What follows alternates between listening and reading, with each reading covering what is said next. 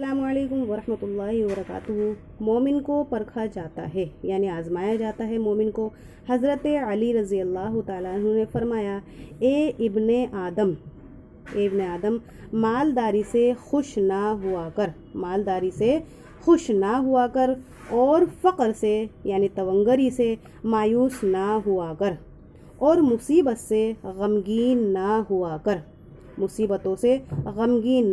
کر، فقر سے مایوس نہ ہوا کر، اور مالداری سے خوش نہ ہوا کر، اور خوشحالی سے تکبر میں نہ پڑنا یعنی خوشی مل جائے تو اس سے تکبر میں نہ پڑنا، کیونکہ سونے کو آگ کے ذریعے سے پرکھا جاتا ہے اور مومن کو آزمائشوں کے ذریعے سے پرکھا جاتا ہے۔ یہ تو ہم سب کو ہی پتہ ہے نا۔ اسی طرح سے نیک بندے کو مصیبت کے ذریعے سے جانچا جاتا ہے۔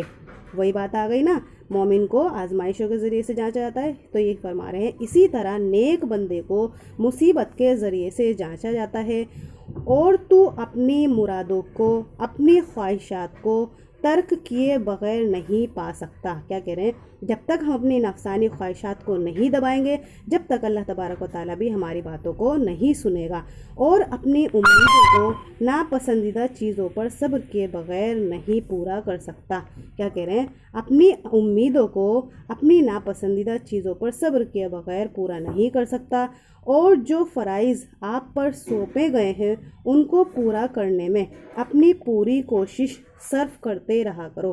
جو فرائض تم پر عائد کیے گئے ہیں ان کو پوری کرنے میں اپنی پوری کوشش صرف کرتے رہا کرو، اور اللہ نے جو تیرے لیے فیصلہ کیا ہے، اللہ نے جو تمہارے لیے فیصلہ کیا ہے اس پر راضی رہا کرو۔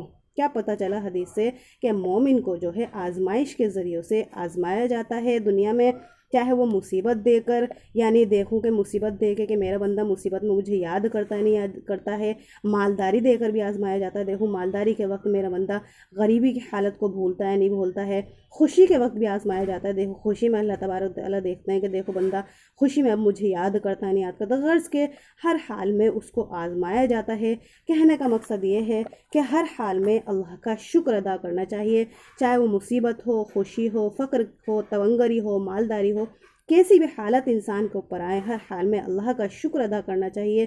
مصیبت بھی آئے تو اس سے گھبرانا نہیں چاہیے کہ مصیبت بھی آنی جانی ہے، اور دنیا تو ایک دن فانی ہونے والی چیز ہے، اس میں کوئی بھی باقی نہیں رہے گا، صرف اللہ کی ذات باقی رہے گی۔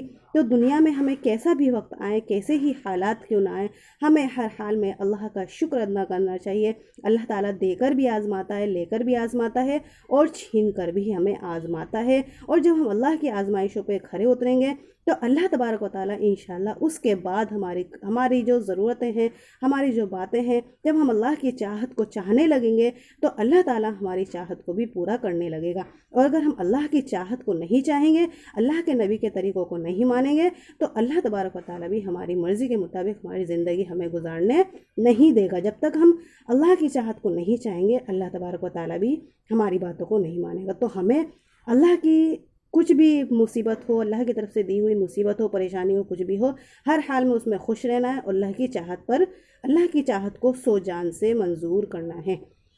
اللہ تبارک و تعالیٰ ہم سب کو کہنے سننے سے زیادہ عمل کی توفیق عطا فرمائے۔ السلام علیکم ورحمۃ اللہ وبرکاتہ۔